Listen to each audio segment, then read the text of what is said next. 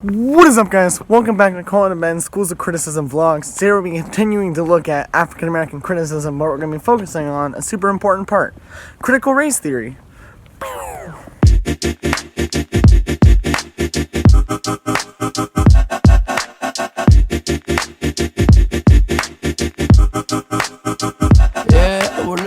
So, critical race theory. What is it? What are its main parts? And most importantly, why does all this matter?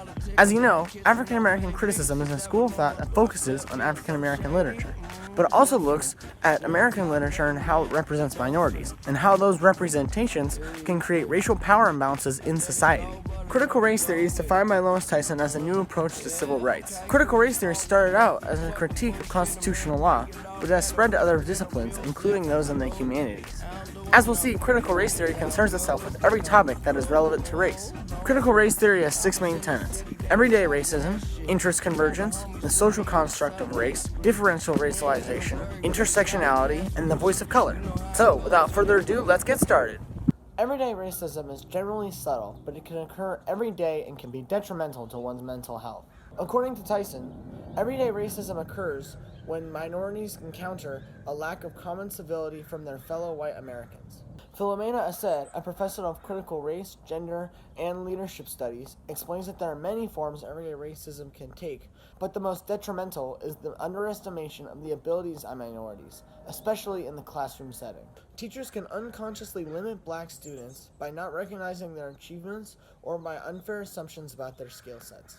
Many critical race theorists believe that the main origin of a lot of America's racist policies and ideals is because by creating racial advantages for white Americans, they help themselves economically. This is also why the term material determinism is used synonymously with interest convergence.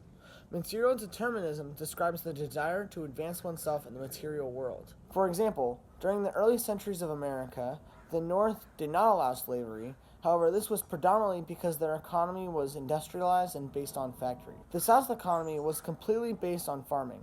This was the major reason for the creation of the plantation and slavery system. When the North finally decided to outlaw slavery in the South, it was mostly to create a new pool of voters that would keep liberals in office.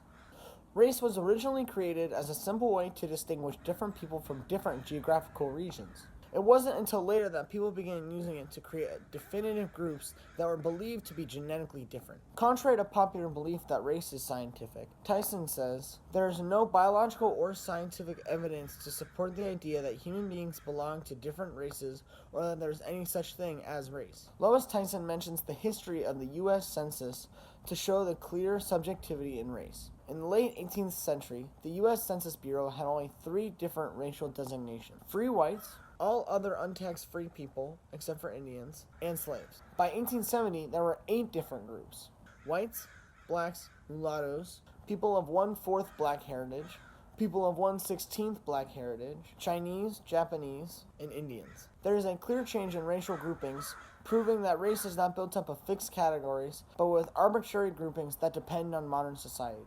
Differential racialization recognizes that at different times, minorities are assigned different stereotypes and characteristics by dominant cultures in order to serve the purpose of that dominant culture. When it comes to African Americans, in the 18th century, many white Americans tried to portray African Americans as docile and simple in an effort to justify slavery as a form of leadership. If you jump to the 1980s, during the war on drugs and the creation of the super predator, African Americans were portrayed as being violent or aggressive, as a threat to white Americans. Intersectionality is the idea that things like race, sexuality, gender, and political affiliation all work together to create a unique individual. Intersectionality also refers to how certain people can be discriminated against or treated unfairly for being a part of more than one minority group. For example, in 1990, Congress passed a new law that allowed immigrants to waive the 2-year period that they must normally wait in order to apply for citizenship in the case of domestic violence.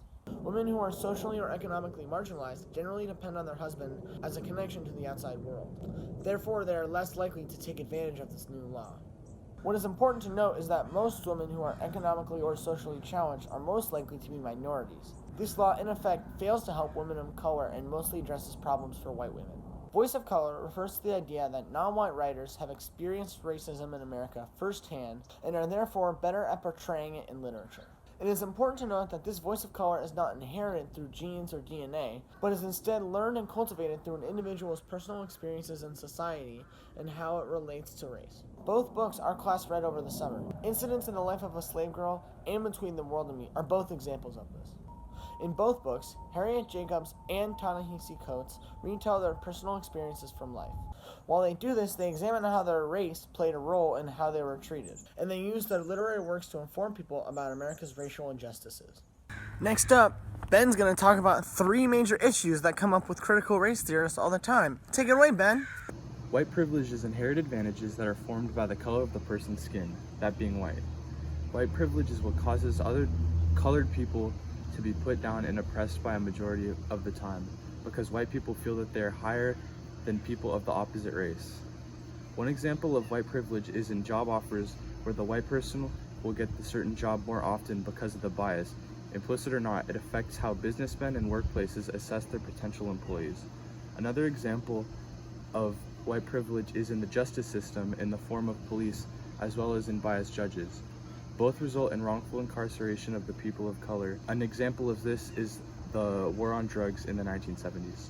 Liberalist lawmaking is technically progressive, however, it's done in a fashion that is slow and minute, that it is actually ineffective and misleads to society to believe that real changes have occurred. For example, in Brown v. Board of Education, outlawing segregated schools did not address schools segregated by housing or property line. The outlawing of slavery was not strictly enforced at first, and was followed violence and pain. Colorblind laws such as the banning of racial discrimination through housing and employment are still very real.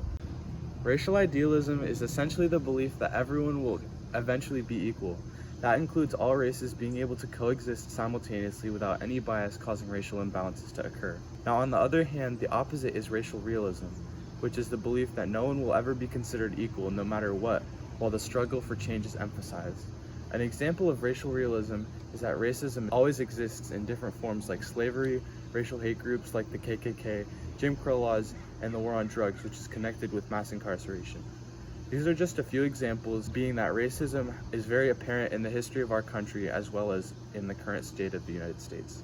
The critical race theory is basically a philosophy or school of thought that uses the critical theory to look at different aspects of race and culture, society, and everyday life, and how laws, power, and race affect the lives of people of color. The critical race theory is important because it explains the struggles and experiences that people of color and people of certain races go through on a daily basis. Overall, the critical race theory is essential in educating people about the hardships that people face because of their race.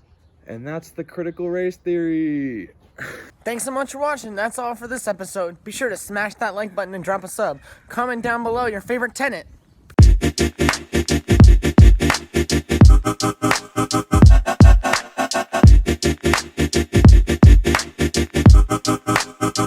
Yeah, well, this mad world made me crazy.